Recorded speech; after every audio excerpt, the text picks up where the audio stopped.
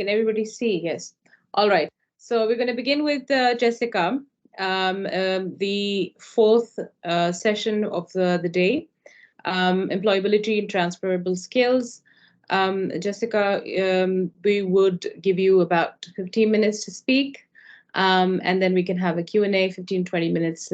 Keeping in time is important. And obviously, then everybody gets to ask all the questions that they want and want to hear you.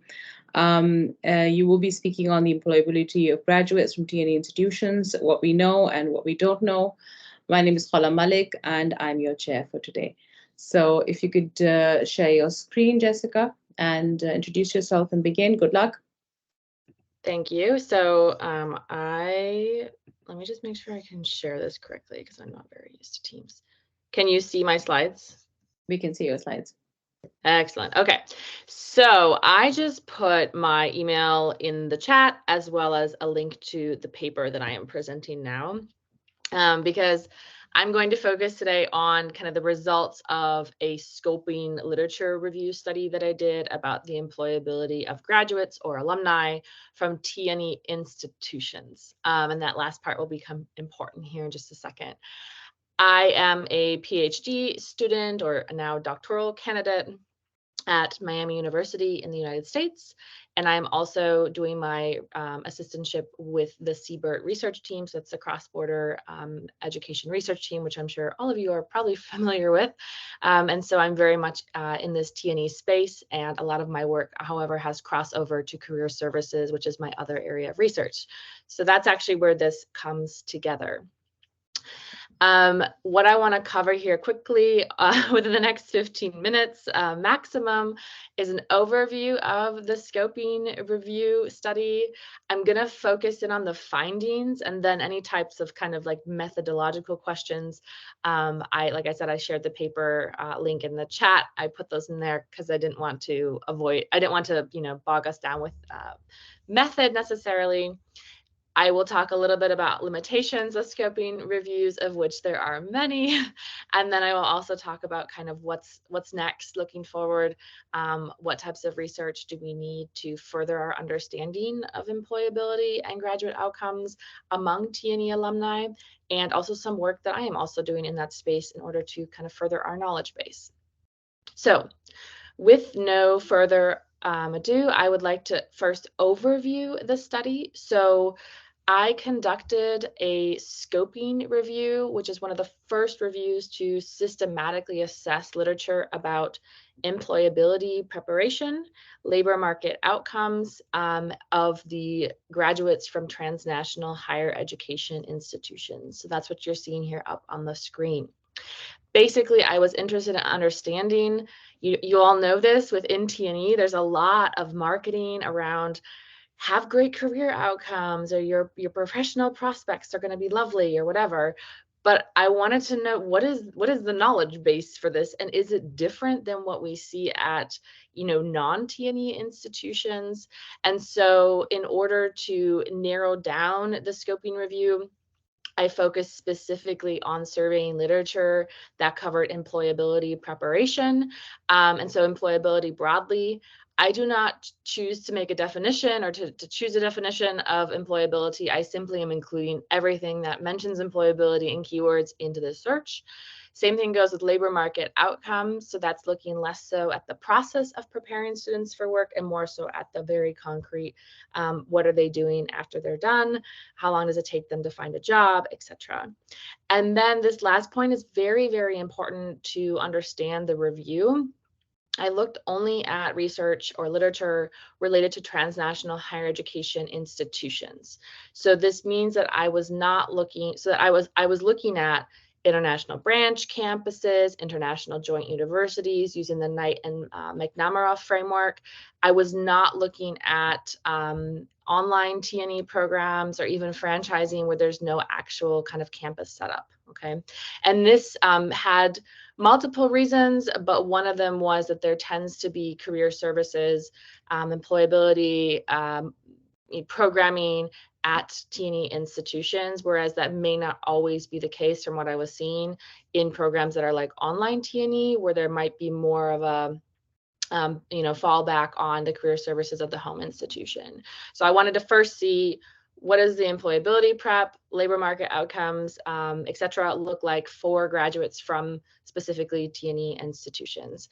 And in order to approach this, I used a scoping review. A scoping review is a very specific type of literature review, which Grant and Booth also outline. And so it basically means we're systematically making a synthesis of what is currently available on a specific topic. And it's particularly a method for topics that are relatively understudied. Theoretically, I use the career ecosystems theory to understand kind of the whole encompassing approach of career preparation and employability within this context. And then I used the context input process outcomes model to sort the literature in order to understand not only what literature is there, but also at which point in the process are we seeing most of the literature. And it will come at no surprise that most of the literature about TNE employability and graduate outcomes happens at the outcomes phase, right? Where, what jobs are they getting, et cetera. But I'll get more into that here in just a second. Of course, I had very, specific research questions, including what literature exists on the relationship between graduate employability, labor market outcomes, and transnational higher education institutions. How does literature vary in its use of theoretical frameworks, method, case selection, and investigative perspectives? That's what I'll be showing you next. And then which areas can be identified in the literature as understudied, which I'll come back to at the end. Now, I said I wouldn't get too into the weeds with methodology, but I do think it's important to understand that when I did a search like this for the scoping review, I used both TNE related keywords as well as labor market and employability related keywords, and I get into how I came up with these in the study, but this also will be a limitation that I mentioned later on, so I just wanted to forefront that. So when it comes to the findings from the scoping review, just kind of overarchingly, the scoping review confirmed a limited research base of approximately 50 sources. Most of these used qualitative methods. Most of them used socioeconomic theories. A vast majority also centered the student voice, and there was a very clear focus on international branch campuses in the Middle East and Asia. That there is a large population of branch campuses there, so that's not surprising. But as you all know, we also have TNE institutions in other parts of the globe. So you're kind of seeing patterns here of what we've seen in TNE plus employability research over the last 20 years. There was also a very clear lack of focus on staff experiences regarding the process of preparing students for employment. So there's oftentimes this focus on the student voice or on the alumni perspective. Did they find a job? Were they happy with their institution? But there's not really a focus on what's happening at the institution to support these students, or what are the staff responsible for? Or do they have just career services staff or whatever it may be? And so that was something that there wasn't really much on. And then it became very clear, and you'll see this now too, there's a need for more research on the processes and outcomes of transnational higher education, but particularly the integration of processes and outcomes, not just what did they do afterwards, but how did the institution get them there? And did the institution even play a critical role in doing that, right? And that leads us back into what does the marketing look like and how accurate is that marketing being? So publication type, most of these were journal articles, some were edited books, some were dissertations, conference papers, and reports. Then I split the literature after looking at publication type by the institution type, so primarily by branch campuses and international joint universities, IBCs and IJUs, which also includes binational universities. Again, here I use the Knight and McNamara framework for this. There are other types of TNE institutions, which include regional universities. Knight has a really good paper on that I would send people to if you've never heard that term before. And then networked universities, which is something that we would see primarily in the European context. If we think about the European Universities Initiative, that would be classified as a transnational campus, and particularly the subclassification as a networked university. Now, distinguishing not only of by is the TNE education happening at a physical space where there's a campus and different offices, and is it not? That's an important classification or distinction, but it's also important to distinguish between different types of TNE institutions.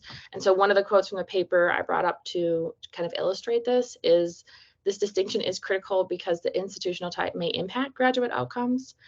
International branch campuses tend to be mostly private institutions, whereas international joint universities, such as binational universities, are often considered part of the public higher education system in the host country. And so we have to be careful because there could be very different outcomes that we're seeing depending on the institutional context. We just don't know yet, right?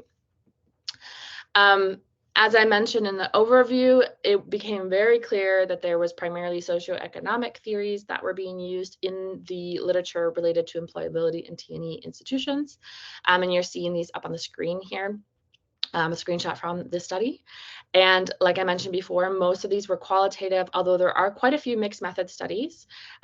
There were very few quantitative studies, and I think there were none that were using, like it was primarily like quantitative descriptive. And then a bit of document analysis. So that was like our literature reviews, right? So we see kind of a clear idea of what's happening here. And what's interesting is there was one paper that looked at kind of spatial and geographic network theories, but that was kind of the only one to sway away from general social science theories. Geographically, the home countries that are represented in the literature are primarily from the UK, which will not come as a surprise to many of you, then Australia, and then the US. And this also just has to do with like where are, you know, which countries are opening institutions, campuses, etc. where. And then the host countries that are most widely represented in the literature are Vietnam, Malaysia, and China. Now, it's important to remember with all the percentages that I show you that we're talking about a very low N here because we're talking about 51 publications. So this should give you a general gist, but it's not necessarily, you know, clear cut as to how this data is being represented more or less. So please check the paper also for, you know, very concrete ends and all of that. I do think it's important also to mention that one of the things that sways these numbers, and I mentioned this in the paper as well, is there are some authors who cut up one big study and they have, you know, maybe 5 papers for one study. And that obviously dramatically changes the percentages and the numbers of studies in certain geographical locations.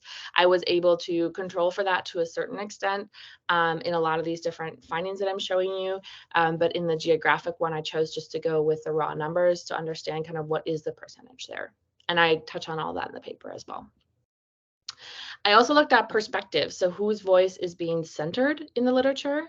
This was primarily students, and importantly here, I think it's important to note that so students and alumni actually is like around 50%. So we have a lot of people who say, oh, we don't know enough from the students or we don't hear enough from the alumni, and really that's not what I'm seeing here in the scoping review.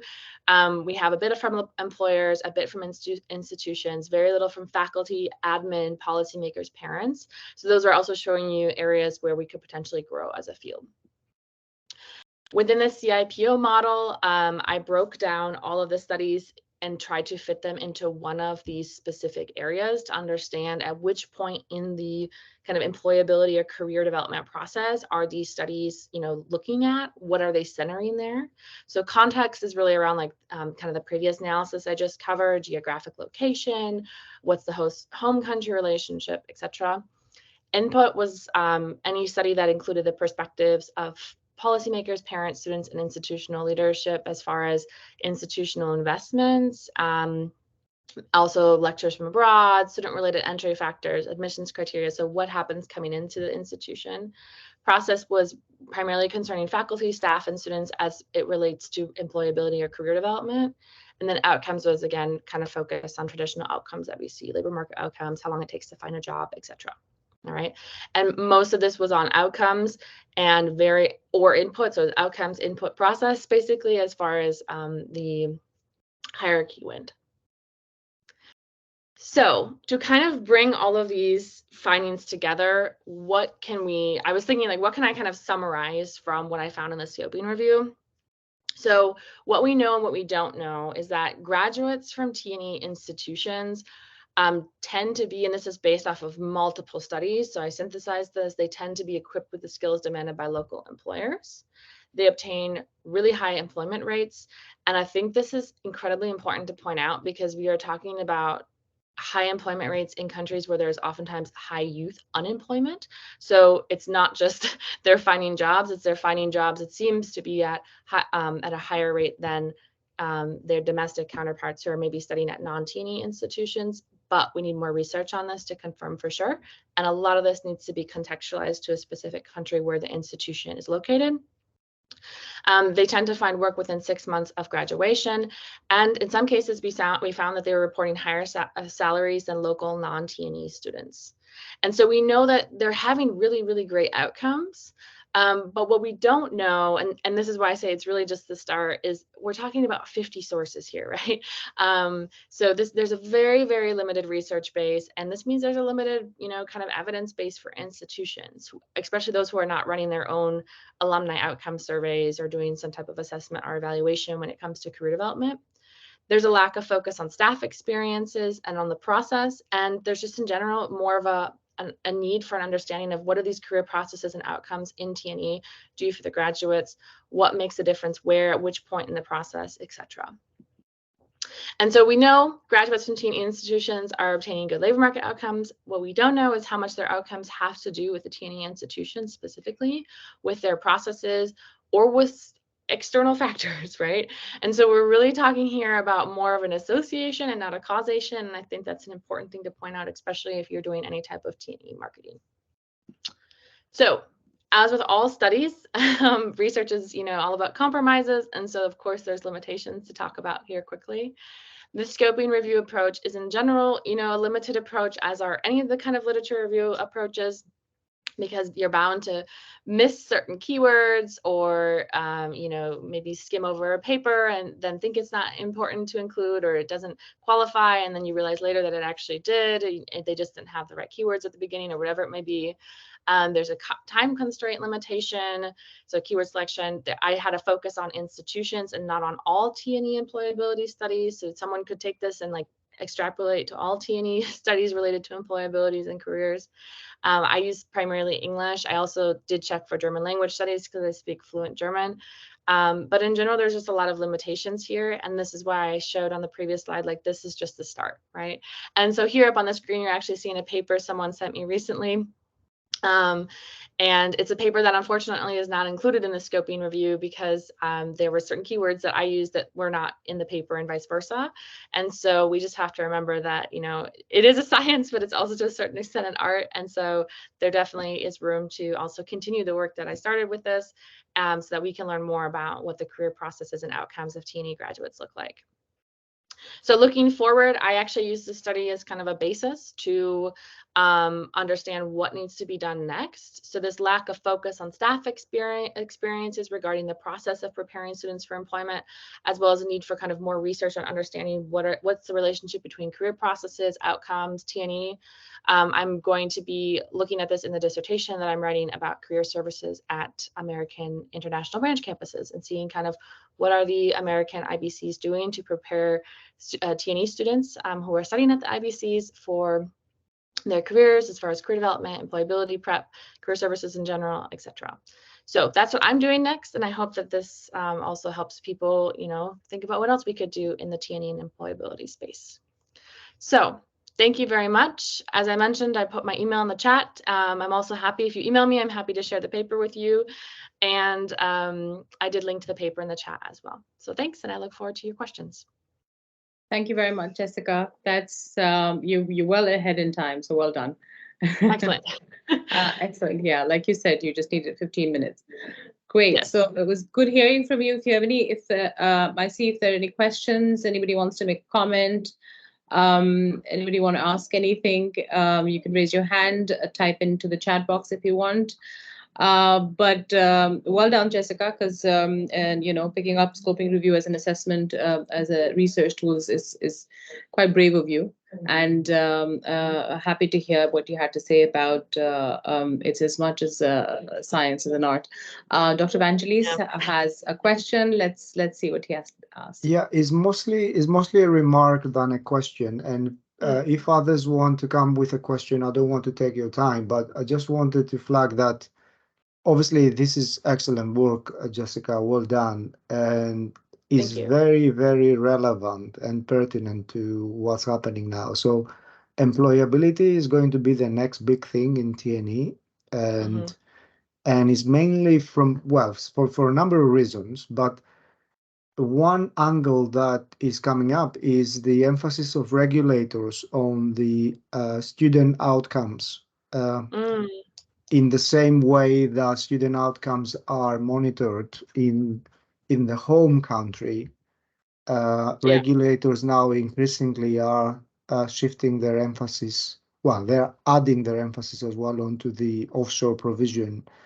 And in the UK, there's been a lot of discussion about this drive of the Office for Students to scrutinize the TNE provision of UK universities, looking at the data and looking at the student outcomes. And one of the areas, obviously, is going to be employability. So I think your work is very central to that, and I'm sure it's going to be referenced quite extensively. So yeah, I just wanted to make this remark. It's great work. Well done. Yeah. Thank you. I hope that institutions also use it so that we're not just thinking about outcomes when the students are finished with their studies, but we also think on the front end, what is the labor market impact, or what are we trying to prepare students for? And I know that the German, in the German context, when they're creating binational universities or other types of transnational education partnerships, this is something that the universities have to basically submit to the DAAD, like what is the labor market kind of analysis that they've done for these programs. And I think even if we just get institutions to do that, which might already be being done in the UK, that would be a big step, because I know that is not being done for a lot of TNE institutions. Yeah, thank you. It's great stuff. Is this aspect of designing TNE like there's a bit of reverse engineering when it comes to designing TNE that is not happening. But again, I think a lot of institutions are looking into that, and that reflects a lot of the discussions that in the conferences I have attended very recently. So in the Association of Business Schools conference, it was a similar discussion going on. In the Going Global that I've not been, but I'm following what is being said, is very similar things coming up. So yeah, I think it's coming as an issue. So yeah, you are at the right time. Perfect. Yes, with the right topic. Thank you. All right, so there is a comment by Constantinos. I just want to read that out. You may also want to try human capital development, meta skills, cognitive skills in relation to employability, preparing students for employment, and the impact of TNE in this respect.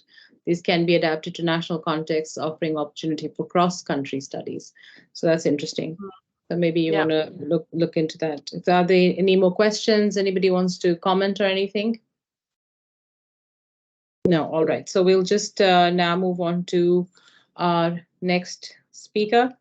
This is Vicky. Hi, Vicky. How are you? Ready? All right. So she'll be speaking about diversifying national priorities in the post-Brexit era, the added value for best practicing delivering TNE programs in local languages. Vicky, let me know when you can share your screen.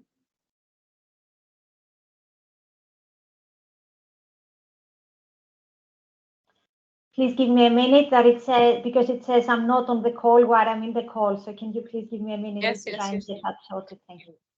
You try and set that up.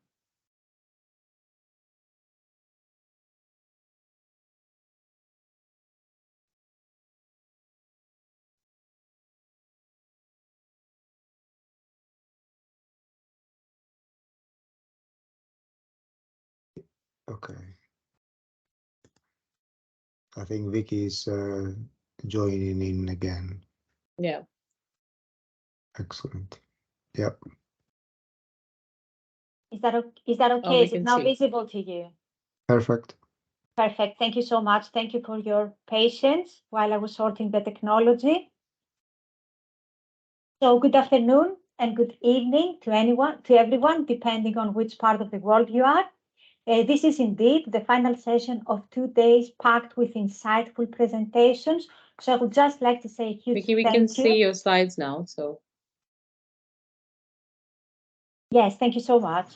So as I said, this is the final session of 2 days packed with insightful presentations. So I would just like to say a huge thank you to the presenters for sharing good practice, to attendees for engaging so enthusiastically. Let's see if she can hear us. I think she's joined back. Kolak, I think we can hear Vicky and we can see the slides, so it's fine. Okay, I can hear you too. So can I move on? There you are. Yes. Vicky, can you Okay. hear us now? Yes, I could hear you all along, Paula. Thank you. So I've just started by thanking everybody for their inputs and thanking TNE Hub that gives us such great opportunities to practitioners with research interest that are informed by and All right. In the contribute meanwhile, to- anybody wants to comment on employability and the theme in Okay. general? I think Kolak, you Use cannot the hear comment us. box. So And do remember to so what I will do is I will simply mute Kolak and then I will try to, yeah, if you can share your slide. I don't know if everybody can see the slides. Yeah, keep going, Vicky. Okay. Okay. So thank you, everybody, and thank you to TNE Hub, as I was saying, for giving us such great opportunities to present our kind of research interests that are informed by and contribute to our professional practice. My name is Vicky Makelaraki. I'm an international academic coordinator and collaborative academic lead at Queen Margaret University Business School. So I have responsibilities for the consistent operational delivery of all TNE activity in the business school, but also responsibilities for the day-to-day management of the undergraduate suite of business programs delivered and assessed in Greek with Metropolitan College across 8 delivery sites. So today I will be giving you a brief overview of transnational education at Queen Margaret University. I will talk you through some institutional developments that took place in the business school in order to support the delivery in Greek. I will then highlight some examples of the long and significant presence of TNE in Greece and Europe for that matter, and some developments at national level, which will hopefully lead us nicely to English as a medium of education, and to which extent that is conflated with intercultural competence. And then I will discuss the added value for delivering programs in the local language and offer some suggestions for further research. Although I think that delivering programs in the local TNE programs in the local language is an area which is under research. It has not been thoroughly explored yet, at least.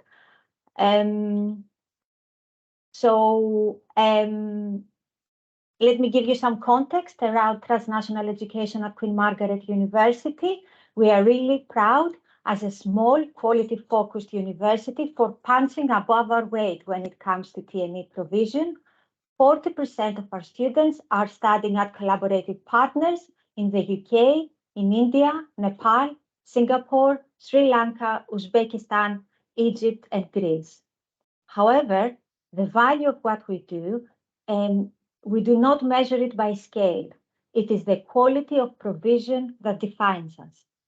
Our objective is to ensure high standards of delivery, bearing 3 key responsibilities: to care about our students, to build capacity at partner institutions, and to help our colleagues overseas understand and work positively with our regulations and processes. We are also committed to our core values, and we are really proud that QAA Scotland celebrated our values and our approach to quality enhancement to mark their 25th anniversary last year. We have also made our refreshed student experience strategy relevant to all of our students, regardless of language of delivery and regardless of location of delivery. And there are a number of actions within that strategy that have already led to the enhancement of TNE student experience, such as the development of student-led online resources, as well as a systematic approach to the transition of TNE students into the UK higher education system.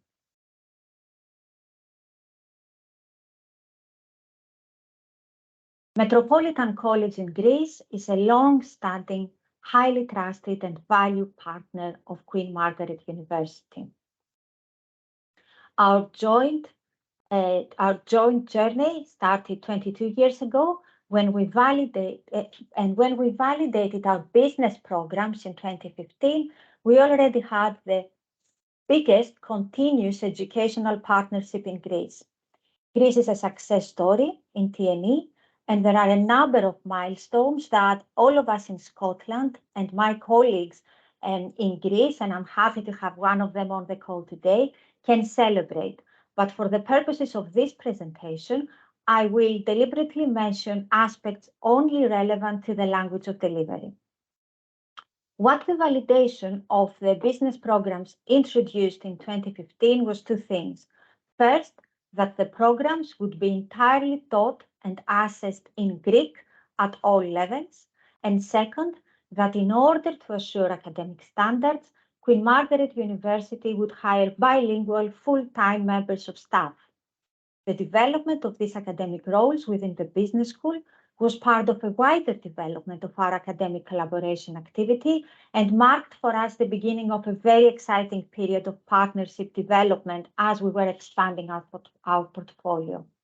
However, this introduction of the new academic roles paved the way for similar approvals in the School of Health Sciences and was presented as a case study under QAA quality arrangement strand on the focus on collaborative activity back then.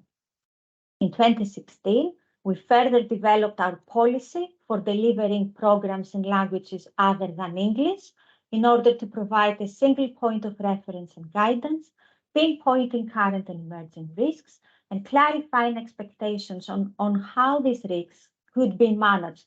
And I'm more than happy to give more information, if you like, after the end of the presentation around quality assurance mechanisms for delivering programs in other languages. We've also strengthened our committee structures at Queen Margaret University. So we have the Greek Partnership Forum, which is a strengthened committee with expanded membership to include all bilingual members of staff. And we meet bi-monthly to promote good practice, agree common approaches, and that involves and includes the language policy, its application, and language-related matters.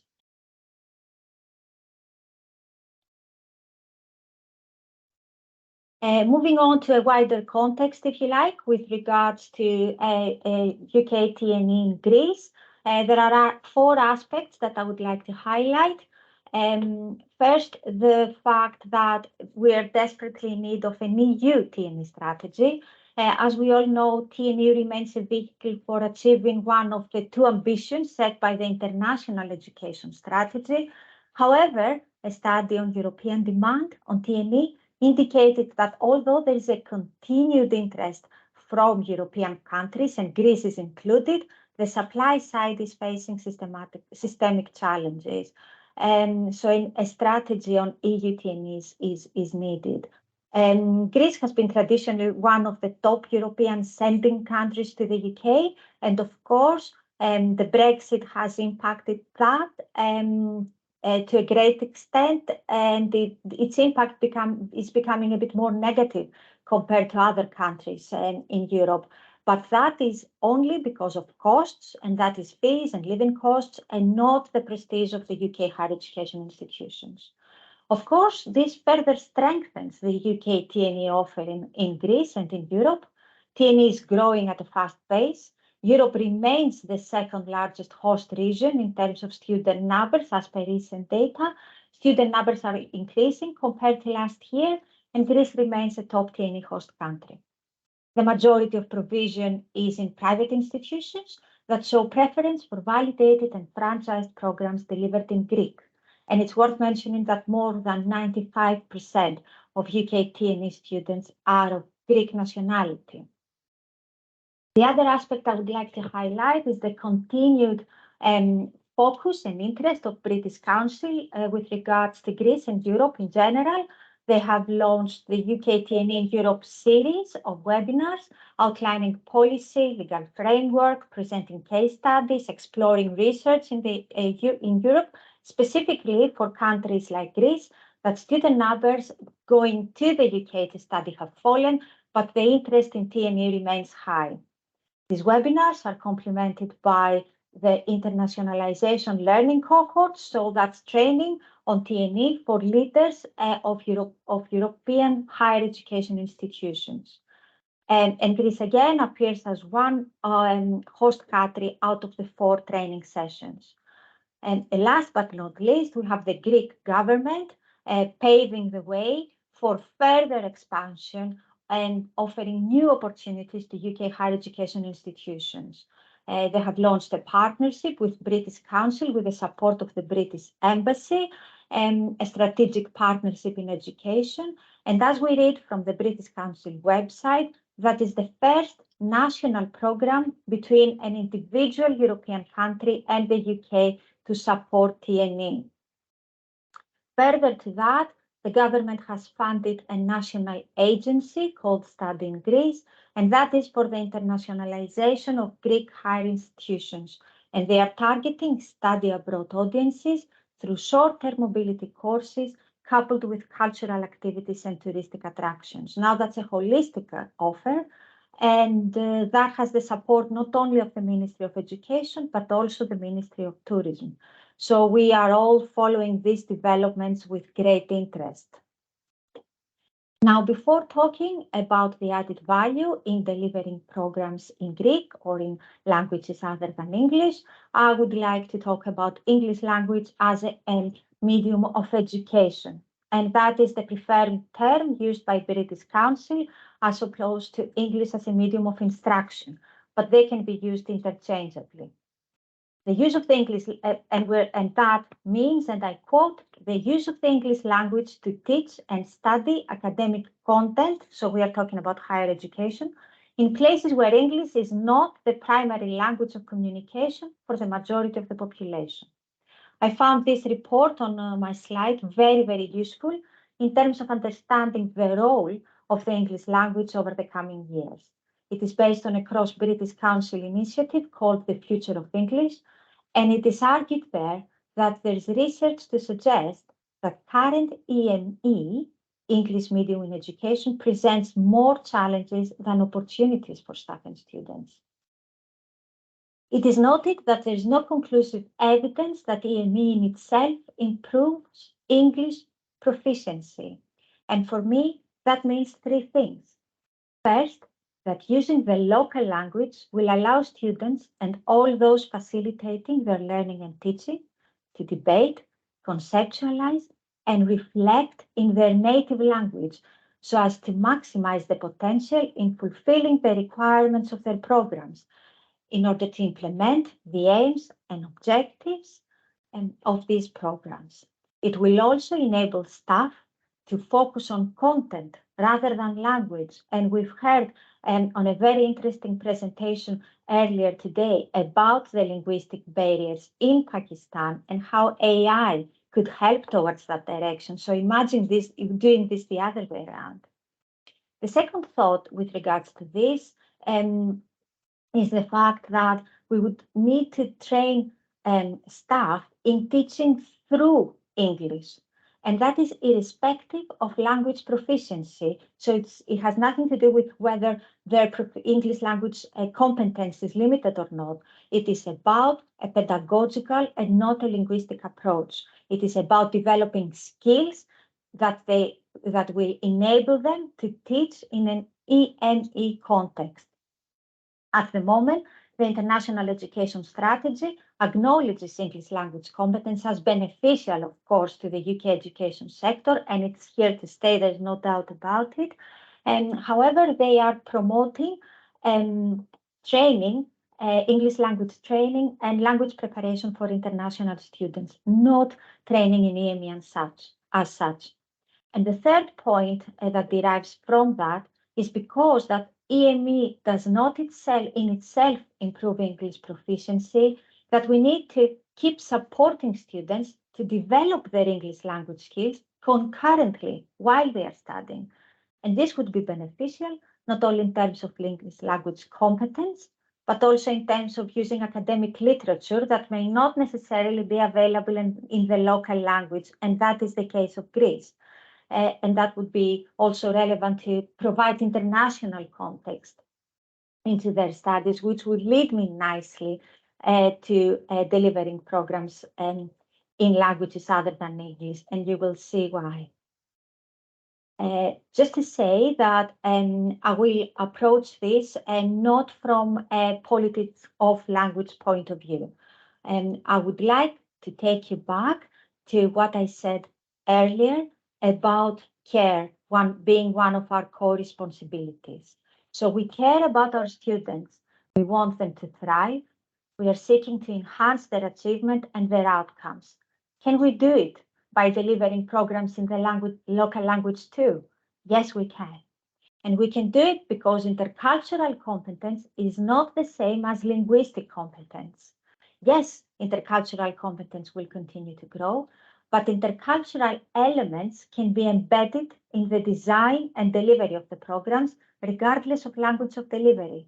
Besides, in certain countries, there are limited opportunities for intercultural reaction within the TNE context in class. For example, as we said in Greece, 95% of the students are of Greek nationality in TNE. And we've heard about COIL projects. Last Friday, we've heard about global classrooms. Through such projects, we can indeed develop international communities of learners.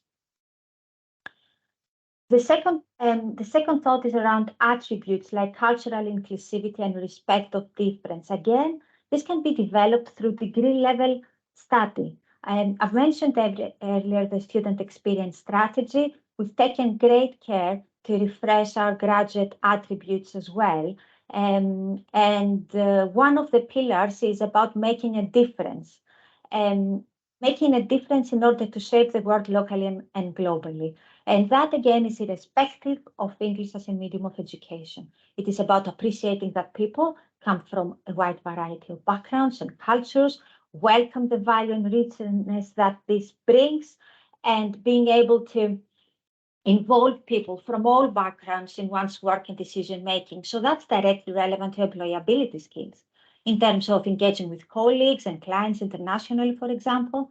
Therefore, intercultural understanding and empathy can be achieved while being taught and assessed in the local language. In the small scale we conducted with Metropolitan College in 2021, most students valued the importance of the learning experience that they were offered through TNE and aspects of their learning that were cultivated in the local educational system, which means that within the UK higher education context and by delivering the programs in the local language, we were still able to develop students' critical thinking and engagement in their own words, reflection, teamwork, practical application of theory. So they were able to develop their personal competencies, which, as they said, strengthened their employability in the local market. And let's keep in mind that these students might actually stay locally and make a difference. The other point is around encouraging a global mindset, and that came from a report I read recently around internationalization at home and about developing global mindset. So we can encourage a global mindset by building an international-based curriculum within a domestic learning environment. And that was kind of the thinking behind internationalization at home. But I think it can be applied to TNE as well. I think we can support students to engage with international perspectives and cultures through learning outcomes, content, recommended reading, and that is relevant to the point I made earlier. So we can build these aspects into the curriculum to achieve an international outlook through awareness and knowledge about international issues and events. The last point I would like to make, and thank you for your patience, is around the positive impact as per a relevant research of using the local language in Greece, reported in terms of improved recruitment for staff and students, satisfaction due to the lack of the language barrier, and retention rates. So they were able to pull from a wider they were able to draw from a wider pool of academics, if you like, to recruit because the programs were delivered in the local language. Because there's research to suggest that colleagues feel that delivering in English adds to their workload because of the fact that they do not only have to worry about content, but they also have to worry about language as well. With regards to areas for further research, I think that the sector has long agreed that we need to move on from a lift and shift approach. We need to move away from figurative inclusivity, if you like. We need to move towards empowering partner institutions, supporting international autonomy and national identity. So it would be great if we all work together across the institutional level in order to share practice and to share practice around the EME, which is and that is drawn again from the report I mentioned earlier, about the type of support that both students can get, but also in terms of us working together to identify the impact and success factors in delivering TNE programs, and how we can develop and implement language policies for home, from the home and the host perspective, from sending and receiving countries. Thank you very, very much, and happy to take any questions you might have.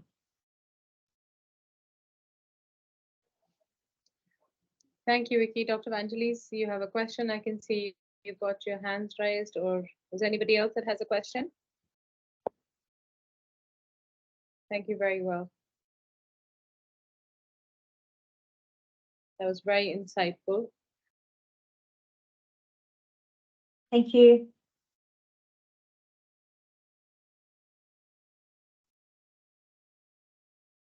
Vicky, you can share your contact details with anyone of the team that wants to contact you as well. Of course. Yeah, and maybe some part of the research and your findings they want to access and look at. Yes, of course I will. Thank you so much, Bernie. It means a lot coming from you. I've just read your comment. Thank you.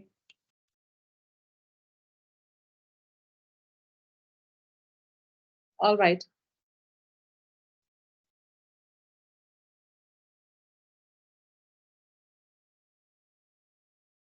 Yes, Dr. Vangelis has a question. So, Dr. Vangelis, do you want to say anything?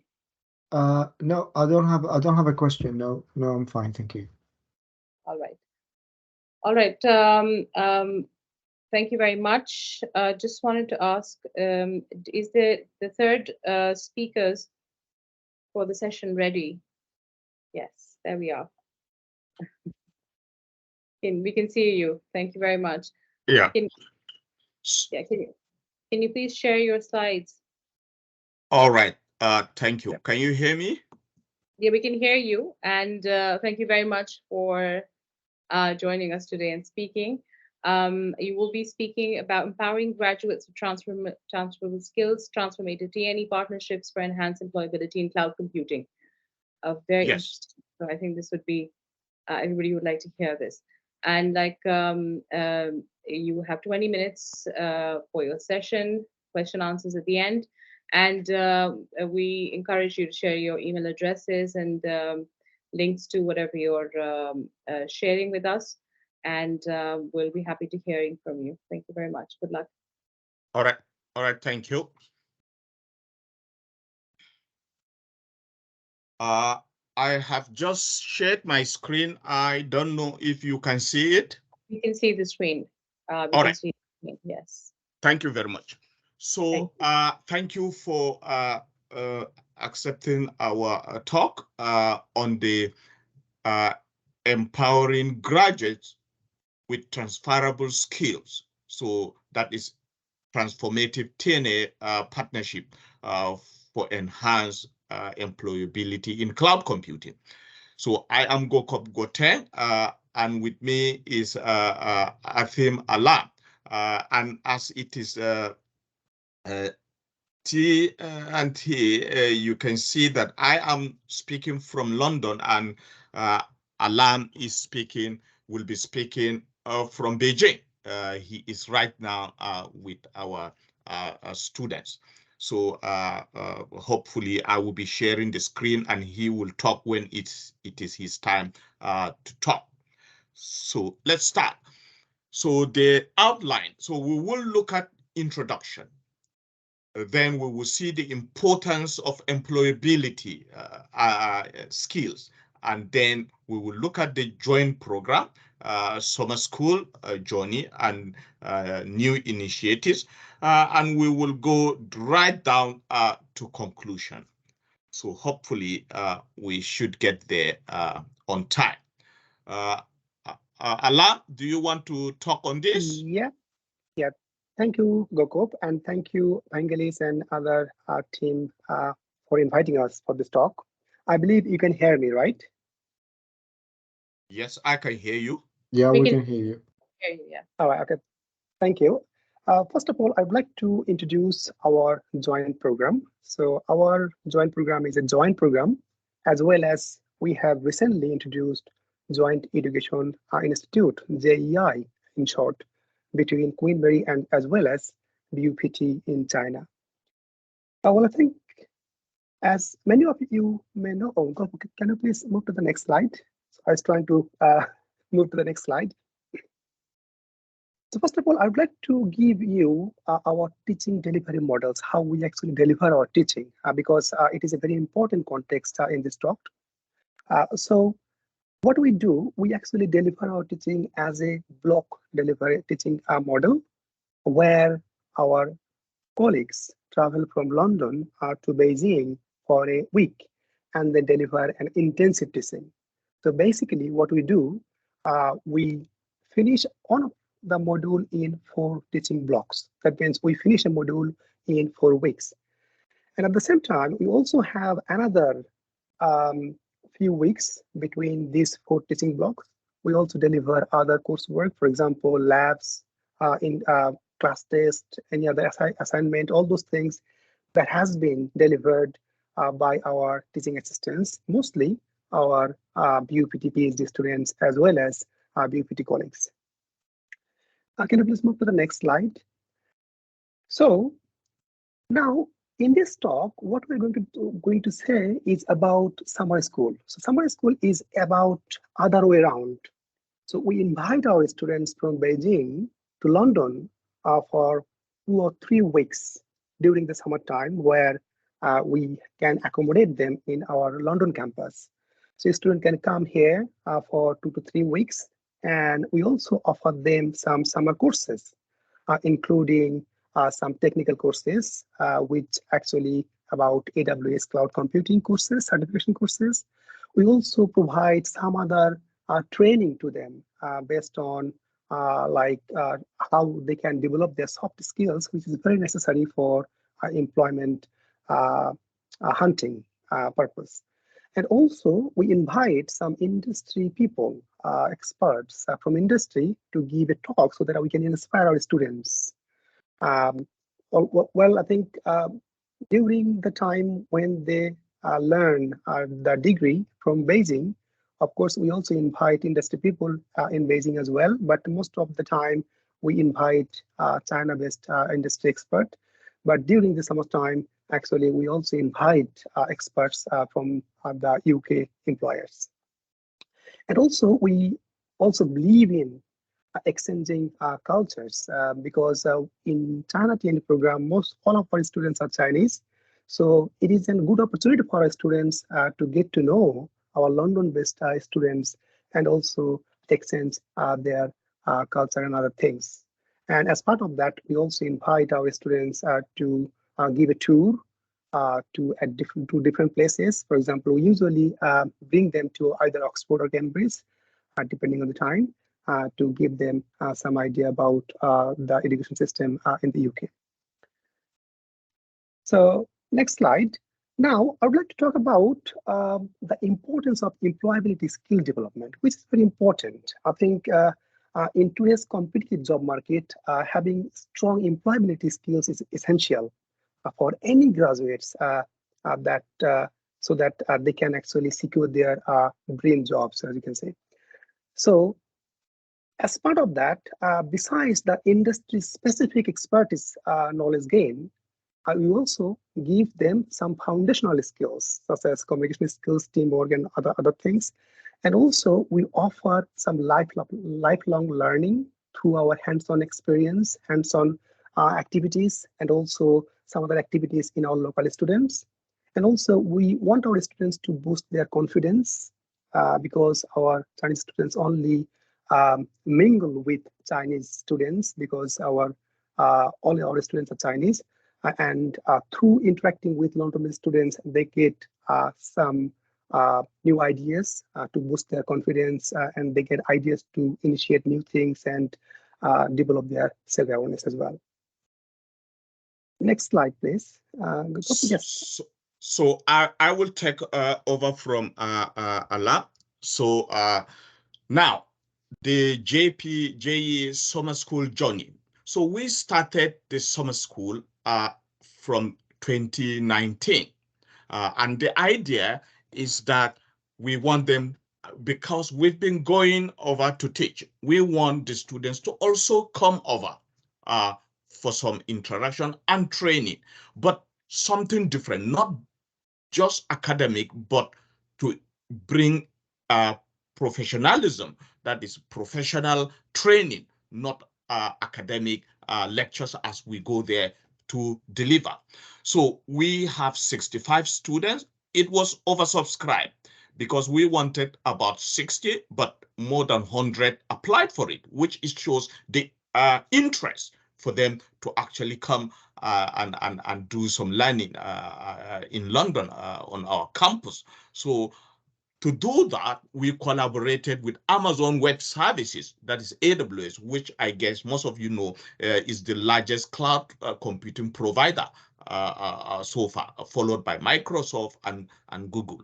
And then we created a curriculum based on the foundation, because we're just starting. So we started with the foundation to see how it will go first.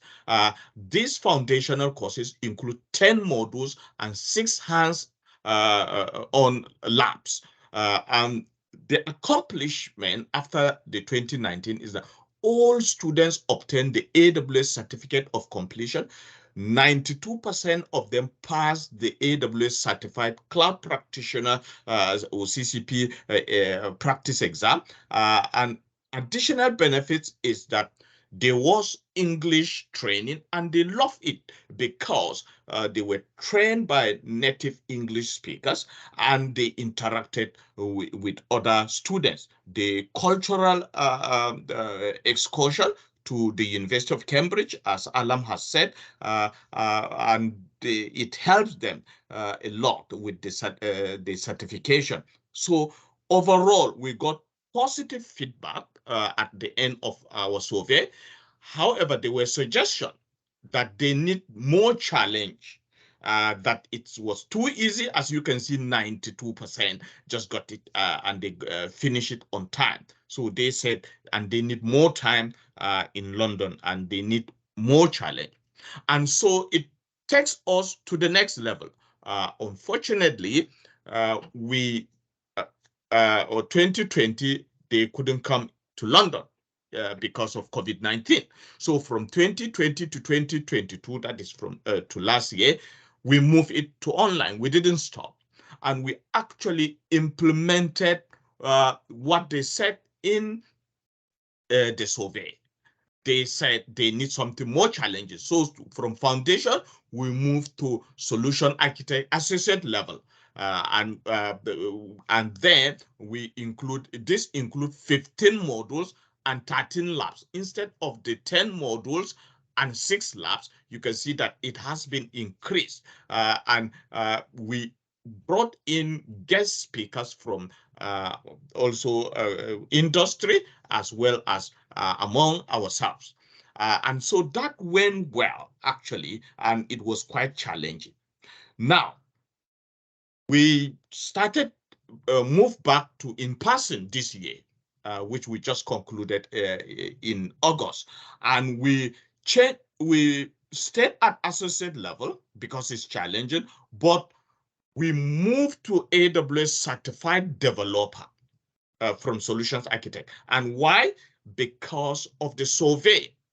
from the market industry that skills gap are more in the development, software development aspect of the cloud. And so we moved there and we finished it. We got very positive feedback. 78% of the students responded, which is usually rare. And how did we do this, or how did we get this percentage? We sent the questionnaire a week before we finish the summer school, and then on the last day of the summer school, we gave them 15 minutes and asked them to actually fill the questionnaire. It's online, and so over 90% satisfaction we got from the survey that we did for this. It was successful. Many of them passed the AWS Certified Developer Associate practice exams also. I will be giving Alan. Yes, as Gokul mentioned that we have done some work before we decide which program to deliver. As he mentioned that we have actually done some labor market survey based on the UK, US, and China especially, to understand where is the gap in the labor market, skill gap in the labor market. And actually, we have conducted this survey in collaboration with AWS, which Gokul will explain the methodology that we have used to make the decision. So on the technical skill development training part, we have done this, as well as we have decided to deliver AWS DevOps certification courses. And it involves lectures, academic lectures, labs conducted by both of us, and lab was delivered by our PhD students from Queen Mary. And also, we have invited a number of guest speakers. As you can see, FireMind is one of the cloud employer. We have invited a speaker expert from that employer. We have invited speakers from AWS itself, from Microsoft, from Expedia. And also we have invited our like academic experts in a specific field, because nowadays we know like machine learning and IoT is one of the important tool and platforms that every student must know. And that's why we have actually brought our expertise within ourselves to deliver this training to our students. On the other hand, as part of the soft skills development training, we have invited some of our colleagues from Queen Mary who are expert in training, including academics as well as students in London. They have given a workshop on how to write a CV, like a good CV. And also we have provided some of the workshops to improve on the communications and the collaboration skills, including our London students. And also we have, during that last summer school, we have 4 TNE programs in China. So one of other TNE programs students also came in London as well.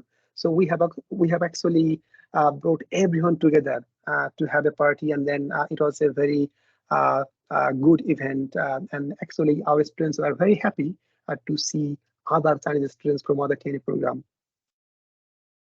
It was a very good initiatives. Now I'd like to move to the next slide, and Gokul will explain the methodology that we have used to survey the labor market. All right, thank you, Alan. So now, after this success, the AWS or Amazon Web Services created a department called AWS Education to Workforce, in addition to AWS Academy. So what does this mean? So this is because of the survey that we've carried out in collaboration with AWS for, just as Alam said, in China, UK and US, the job market, the skills gap. So we have, in the survey, it's shown that cloud adoption rates are outpacing training and skills, especially after COVID-19 or during COVID-19. Most companies were moving to the cloud, but the problem they were having is they don't have the people with the skill to manage cloud. The security aspect of the cloud is different from the people that are trained to manage security on hardware, physical machines. And then during COVID-19 in 2020, so 80% of North American IT managers and 70% worldwide said they report skill gaps when they were migrating to it. And that is what is stopping them from adopting the cloud. And it is one of the most difficult.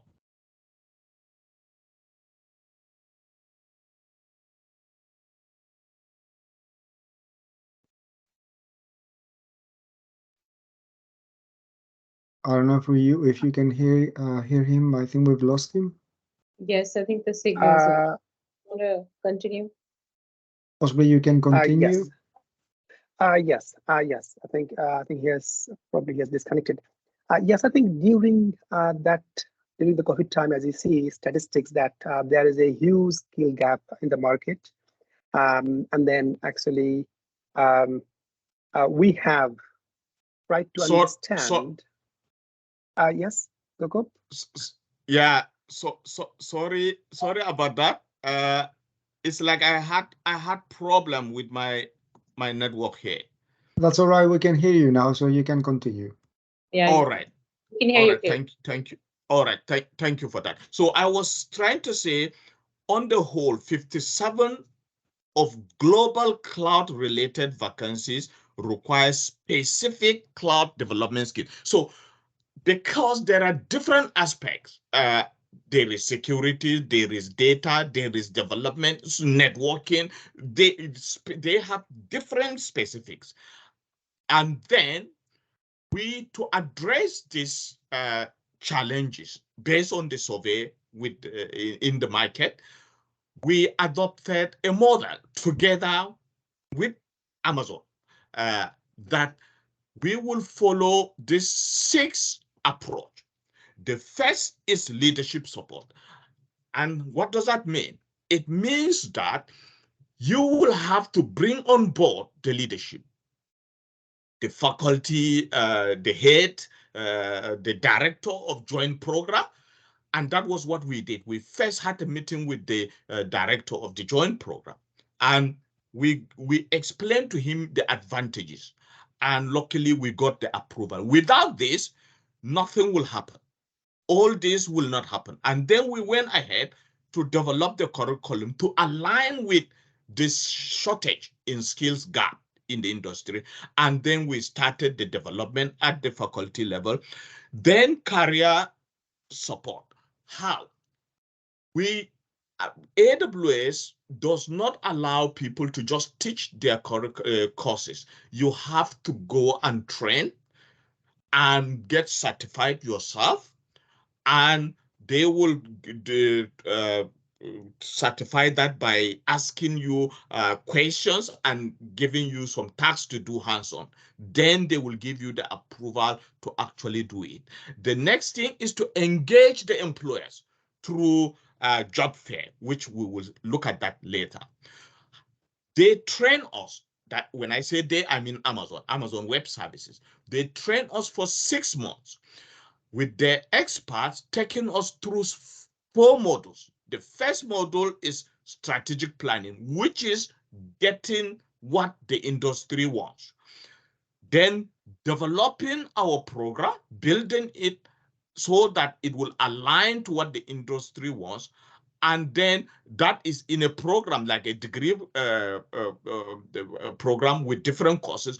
Then looking at which courses are we going to put these skills there and target it. Then we launch it, which we actually did. And to summarize all this is we have a way of implementing it. The first one is executive sponsor. What we mean is the first one that we said, you need the support of the university, because the university, the two universities, that is Queen Mary in London and BUPT in Beijing, must have to agree that you have to go ahead and do it. And also, it has to be agreed by top program board for you to go ahead. And then we got this.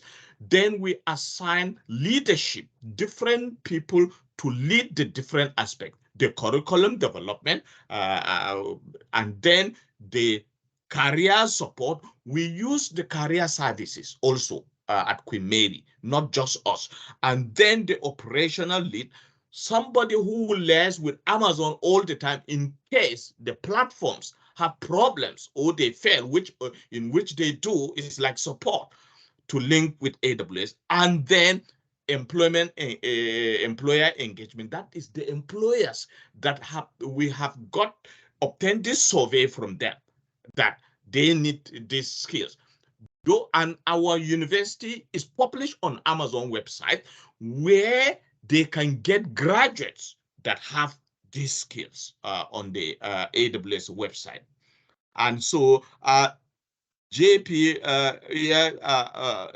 for this year, the joint program in person, I will be looking at just pictures of what you see. This is me with the students, is software development, hands-on with the TAs with us. And then this is Alan. He is in the other class also working with the students there. These are the students as they arrive in front of Queen's building, and with a tour on campus. And then please, I will be moving. It's just to show you, this is visit to Cambridge, actually, and this is in Queen Mary. This is one of the TAs and all the students there having fun, not just lectures. And then this is part of the Cambridge. This is the head of the school, giving the Professor Steve, giving them lectures. And this is the head of scholarship, Professor Yue Chen, giving them lectures. This is the director of the JP, Professor Michael, giving the students lectures. And now, this is an interesting one. So this is Tom Bomer. Tom Bomer was part of the initial aspect of what we did. And during our career fair, that he was a Queen Mary student, so a Queen Mary alumni. And he got a job through that process. Not only him, please, there are others that got job, but he got with Fireman. And now he came as an employee of Fireman to talk to students and to tell them how he got the job through all these programs. And now we're using our students that we have produced through this to actually participate in what we're doing. Again, this is some of the things that we look at. This is AWS, Stefan from AWS, who came all over from Ireland to give a talk to the students. And with this is AWS staff too, and some of our colleagues. And now, this is where we organized last year the first job fair. That is, if you look at the modules that we said, at the end, you engage the employer. And so we had this job fair at Queen Mary. 17 companies attended, as you can see them: IBM, NatWest, Barclays Bank, BA Systems, BP, and many other companies that came. 17 of them came. 375 students attended.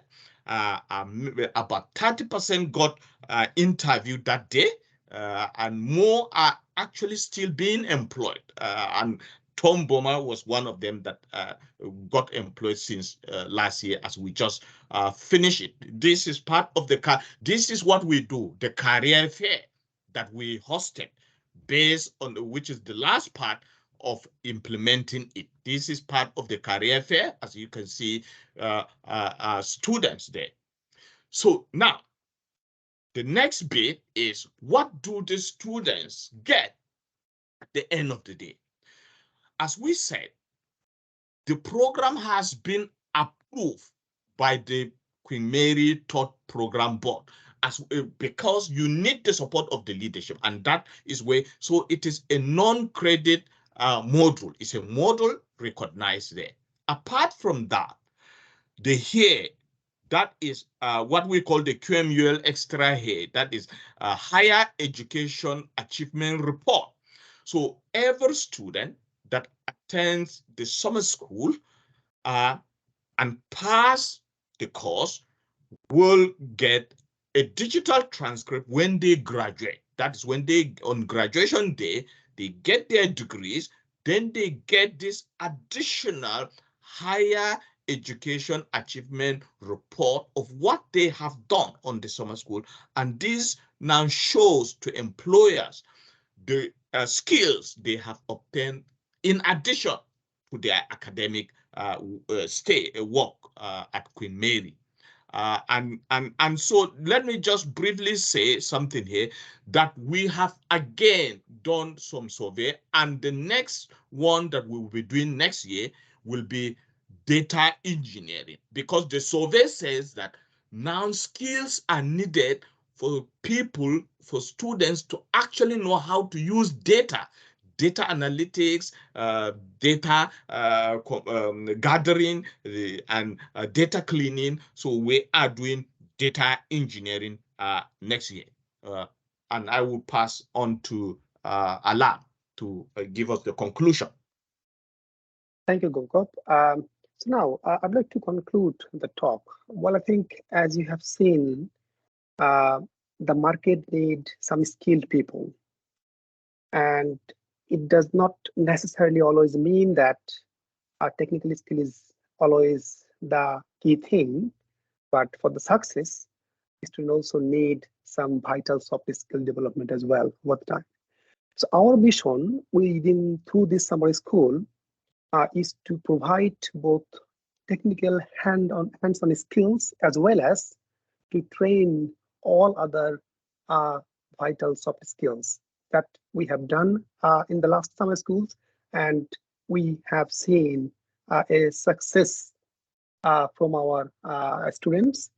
And also our program, another mission in our summer school is to encourage some cultural exchanges among students, because we brought our Chinese students here, TNE students here, to mix up with our local students. That gives a good cultural exchanges between these two group of students. And of course, as you have seen in the previous slide, that the here transcript is one of the things the student can always show as an evidence that what they have done and what skills they have gained outside of their academic achievement. And of course, it is our commitment that we will continue to keep refining our curriculum. As Gokop said, that we have already found out that data engineering is one of the trend in the job market, and we are going to introduce or deliver these data engineering courses from Amazon AWS next year, and hope our students will be benefited from it. And of course, they will come back to us as a good alumni, so that we can showcase to other prospective students to get inspired from it. That's all. Thank you so much, everyone. And we'd be happy to take any question. So thank you. This is my email, and this is Alam's email here. Thank you very much. So sorry, hello? Yeah, thank you very much to both of you for the wonderful presentation, and obviously in employability and the summer school that you've run in. It's part of the things, the steps that need to be taken to ensure that the students get the right kind of experience and learn. We do have a question, if both of you, and you can share your emails in the chat. Okay. I realized that there was a mistake in the email. There's L here, so I just added it in my own. Well, All thank you right. so much. Thank you. There is Yes. one question by Lillian. She asked when you were presenting, how much is this as an international student? What is the cost to the summer program? Hello. I didn't get that. What is the cost to the international student? All right, the cost. So the cost is, yes, they will bear the flight. They will bear the accommodation. We use our accommodation because it's summer school. Our campus accommodation is usually empty, so it's very cheap actually. I think per week is not more. I think it's not more than. Can you remember, Alam? But I think per week is like maybe 60 or is it 100 pounds or something like that. But the cost for accommodation is quite affordable because we use our campus. Then nobody is on campus, so it's empty. That's why we actually use it, and the labs are also available, so we can use it. For the fees, Alam, can you remember? Well, I think the fees has been dealt with our management team, and as far as I understand from the conversation is that the fees is very minimal. It's very minimal, just to cover the flight, and our joint program actually offers the accommodation because it is quite cheap, and students bear their expenses while they are in London. Yes. So it is a very yeah. And I'm sure it's available on your website as well. So I'm glad. Possibly, yes. So the fees is just like if you ask me, perhaps the fees that the students in Queen Mary pay, I may not even know. So I think the money aspect of it is usually dealt by the management. We don't get involved with that. Yes, thank you very much. If anybody has any other comments or any questions they could ask. And you can now unshare your screen, please. And we're coming to the end of the session in any case. There is a comment, a long comment by Eunice. You can read it in the comment. Okay. Okay. Let Alam, you can also just read it. Okay. Yeah, so, but you can still see your screen, Gokul, if you could just. Okay. Yeah, you need to. Is it off now? No, I can still see your screen. Okay. No, that's fine. Yeah, now we don't. That's fine. Now all right. Thank you. Thank you. I can see both of you now. Yeah. All right. So let me check the text. Alam, you can answer any of the text if you. Yeah. Comment. There's a one long comment. You could read it. Let me see. Yeah. So do the UK universities offer pre-travel preparation or training before academics travel offshore to teach an intensive course? Well, I think we are actually, when anyone joins in our team and everyone get an induction from our directors as well as director of education, director of assessment. So basically everyone get an induction about the pre-travel preparation. For example, in terms of health and safety, in terms of like how we interact with our Chinese students, because it is quite different culture in China than student and lecturer relationship is quite a bit different than UK and in China. So of course, we are provided an induction at the beginning. Of course, there are different issues are there, but I find it very interesting to teach Chinese students. Yes, it's very interesting, and they're really I think kind of hardworking students. They want to learn more. Yeah. So they're very hungry to learn new things. The experience of going to the university itself and seeing the campuses, the facilities, I'm sure it makes a lot of difference. Russell Group universities are generally doing this now. with universities that we work with as well. So I know I'm happy to see that Queen Mary is giving that opportunity to the students. All right. Is there any other comments or anything anybody wants to say? Dr. Vangelis, you want to say any parting words? That this would be your time then. Thanks a lot.